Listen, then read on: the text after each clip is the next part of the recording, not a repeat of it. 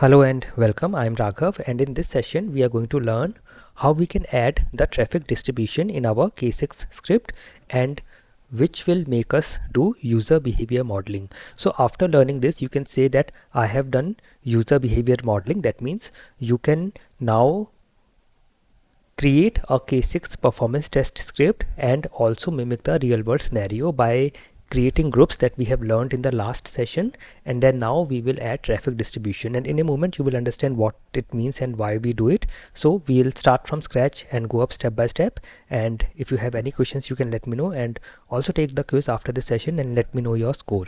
So here in traffic distribution we mimic real world scenarios where we make different users do different things at different times as per the probability of our real world. So when we understand our application and we know that 60% of the users will be doing some particular thing and will be using the home page, 20% of the users will be using the blog page, 20% of the users should be using the news page, and we know this, the same thing we can mimic in our K6 scripts. So let's get started and let us see in real life different users will be doing different things at different times. So some users are on home page, some users are opening the blog page, some users are reading the news. So let's say this is the application which has the home page, blogs page, news page, etc. So different users doing different things, and in K6 this means that each virtual user should decide what to do based on the probability. So this probability is something that we will understand from our user stats or our production stats or our clients and customers, that what things users are using more and what they're using less, and based on that we can create this probability in our K6 scripts. So for this we are going to use a function called Math.random and if else block, and of course we will be using groups that we have already done in the last session. We have created groups in our scripts.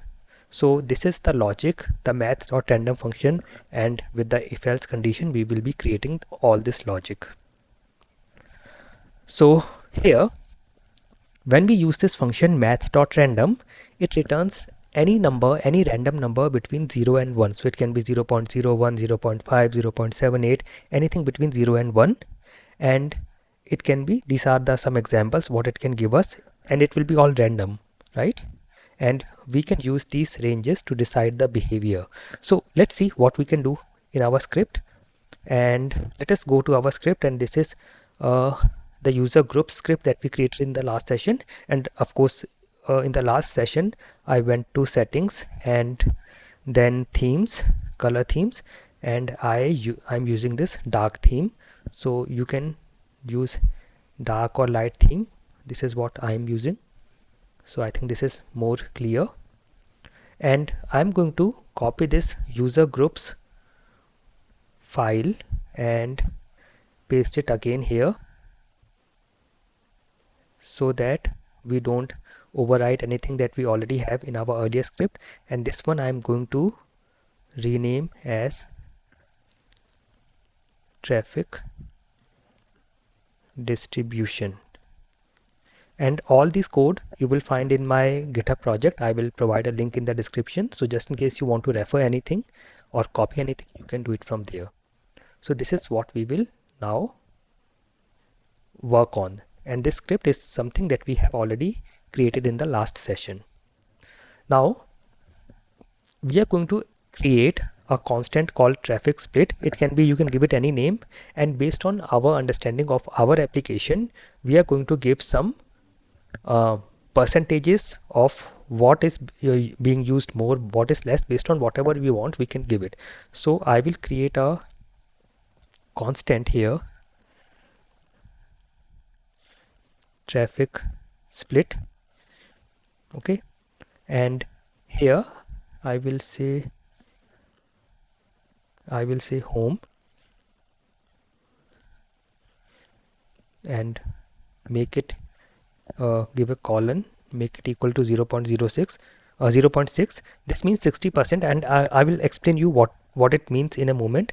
Then news 20%, I will say 0.2 for 20%, because all this is between 0 and 1, and then blog again 20%, 0.2.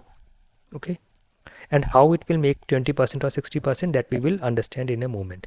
Let me put a comma and a semicolon here. So if you want, you can add more. Now we have created this constant traffic split, and here, based on your needs, your requirement of the project, if you want that 50% of the users should be using home page, you can put it 0.5. In our case, we are saying this should be 60%, news 20%, blog 20%. Okay, so the way we are doing this is because it is very easy to change. Whenever we want to make some changes, we can just make the changes here, and it is also very easy to explain to others or in interviews. So whenever you want to make some changes to the percentages or probability based on maybe your changes in your user behaviors, we can always just go and change it here. Now next thing is, step number 2 is we will update the script with this traffic distribution, and how to do that is, this is our script. So in the default function we have our codes that the virtual users run. So this is what in our default function we have this code that our virtual users run, and in the last session we had added groups, and adding groups is very important before doing traffic distribution, because this is how we will be distributing our traffic: home page, news page, and blogs page. So here we will first create, we have already created this traffic split, and now we have discussed this. Whatever probability or percentages you want to give, you can give it, and the total should be 1, which is 100%. And then we are going to add this function Math.random and store its value in a variable called random. So just at the start of the default function, I will say create a constant, you can name it anything actually, we are calling it random, and we are saying Math.random. So this function Math.random will generate any random number between 0 and 1. Whenever this will be executed, any random number will be generated. Okay, and we know that every virtual user starts running the default function. So whenever any virtual user will start, it will come here and will generate a random number, and based on that random number it will go forward. And how we will do that? We will do that with the use of if-else conditions. So whenever a virtual user starts the function or starts doing its work, it will come to the default function. One random number will be generated per virtual user per iteration. So let's say a virtual user comes in, and this function Math.random generates a virtual number called 0.23. Next user comes, and again the Math.random function is executed, and a random number called say 0.78 is generated, then 0.05 is generated, and so on. Now what happens next is, we have this condition, we will put this condition before every group: if random is less than this number, which is traffic split home, which is 0.6, then only it should go and run this particular group homepage users. So we will say here, just before the group, I will put this condition: if random is less than traffic split dot home, and this means it is referring to this particular number, which is 0.6 traffic split home. So if this is less than this, then only it will go inside this group and run it. You can also format the document, and yeah. So what this means is, here what it will mean is, let's say this condition, any random number is generated and it comes to this condition, and because home is 0.6, this traffic split dot home, this is 0.6. So any number which is from 0 to 0.59, if any number generated, any random number that is generated is between 0 and 0.59, this condition becomes true. this condition becomes true and this will be executed. So that means there are approximately 60% chances, roughly, that 60% of the times this condition will be true, because we are checking number. Math.random will generate random numbers between 0 and 1, and anytime the number is less than 0.6, it will become true. This condition becomes true and this will get generated, this will get executed. That means roughly 60% of the users will run this. Okay, now the second condition, just before the block page users group, here we are saying if else if, that means if that condition, the first condition is false, it will come here and check if the random number which is generated is less than a sum of home plus blog. So home is 0.6 and blog is 0.2. So that means 0.6 plus 0.2 is 0.8, and the condition will become true only when the number is between 0.6 and 0.79, because if the number is less than 0.6, it will go to the first condition and will not come here. It will only come when the number is between 0.6 and 0.79. So that will make roughly 20% of the users. So let us do this. I will say else if random is less than, I will say traffic split dot home plus traffic split dot blog, then only run this particular group, and I will say format document.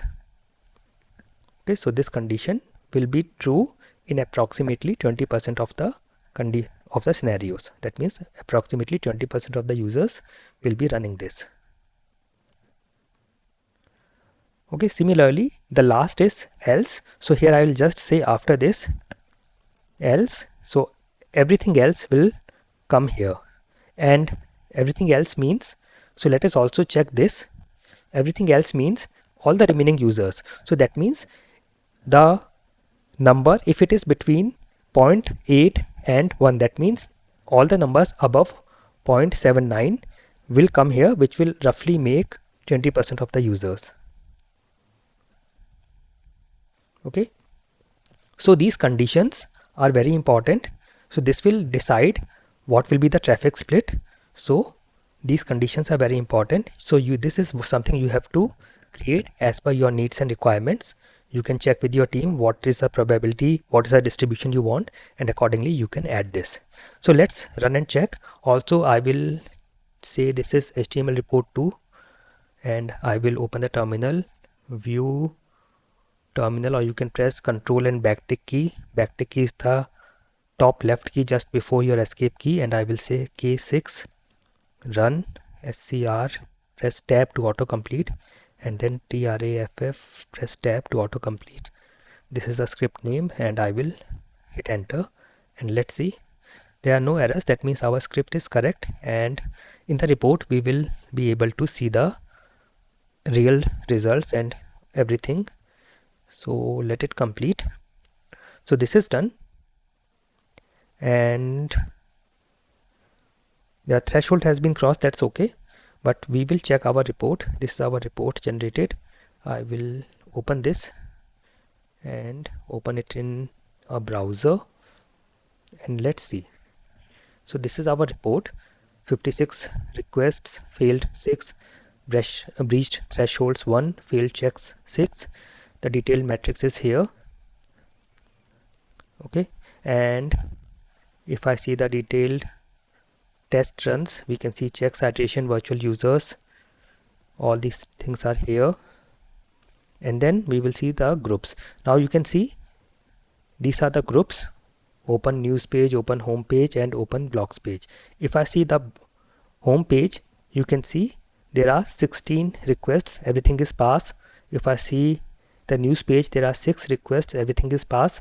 If I see the blogs page, again there are 6 requests, it has failed, that's fine. But if you see the distribution, it is as per what we have added in our script. The traffic distribution as we have done, it is as per that. And we can also see as per the groups, we can see the details. Okay, so we are able to add this traffic distribution. And groups are very important because every group will give us a separate slot and stats in the report, and it will make it the things clear. Also we can see where is the bottleneck, where is the issue. So with this we are very close to a real world scenario. Okay, and with this we can also say that okay, the news page is slower than the home page under the same load with this particular traffic distribution. So if you want to change something and then retry, you can again just go here, and for changing the traffic distribution you just have to change the numbers here. Okay, and this makes it very easy and very efficient. Okay, and this is how we simulate real life, because now it is not a single thing being done by a virtual user over and over again with no traffic distribution. Some users are opening the home page, some users are reading the blog page, some users are going to the news page, and that also with a different traffic distribution as per our need. Okay, so this is our real production behavior. So with this, now you can say that you have modeled a real user behavior by adding a real probabilistic traffic distribution in your performance test script. Okay, I hope this was useful. Thank you for watching, and never stop learning.